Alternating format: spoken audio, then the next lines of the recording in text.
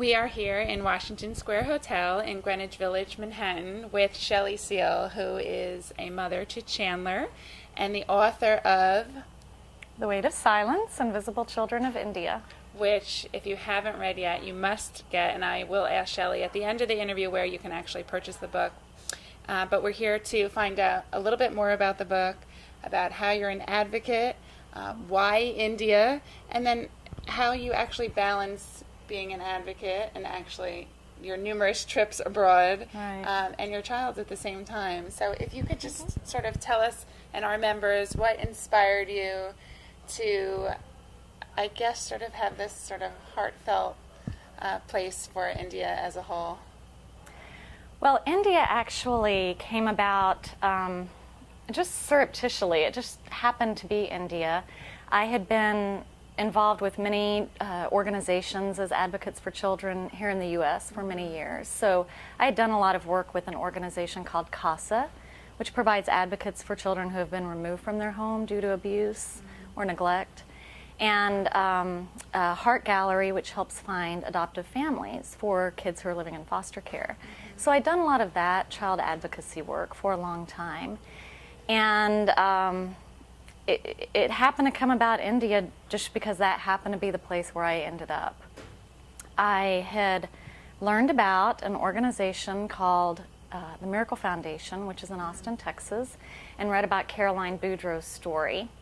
And Caroline had visited India in 2000, and she had come upon, completely by accident, this home of 100 children living in just really, really deplorable conditions. Now, how big was this home?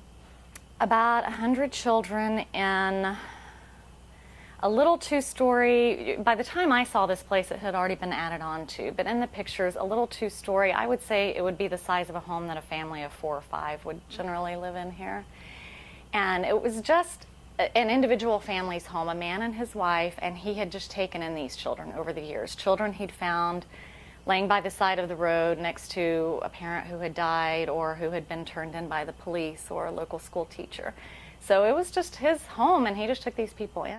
Caroline was on a pleasure trip around the world. She had no intention she would stumble upon this, and it really spoke to something in her. And when she left that place, she just couldn't get it out of her mind and her heart, couldn't forget about it. And she has children of her own? No, she has no children at all. At that time, she was a single woman. She's just been married about a year now. And she had a very, very successful career in television advertising. She was making a lot of money. She was doing well by all accounts most people would use. And she came home and with those children still in her head, and she left that world entirely behind and started a nonprofit organization that she had absolutely no idea how to do at all. I think that's more and more common, especially with the recession and people actually losing their jobs. It gives you a chance to sort of take a step back and to reevaluate your life and sort of your sense of purpose in this world. Right. And I think determine, what is it that is your purpose and what is it that you can be passionate about. Because she's told me many times she certainly wasn't passionate about television advertising.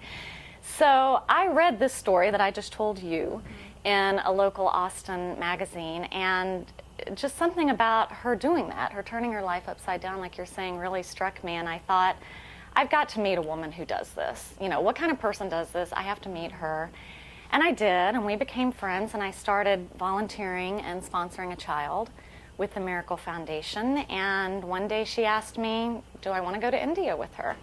And it took me about a second to decide yes. And so it just so happened that India was the country that her organization worked with. And in March of 2005, I went with her for the first time and went to this home and met these children in person, including the child that I had been sponsoring. And who is that child? His name is Santosh, and he is now just about 12 years old. He was not quite 9 at the time.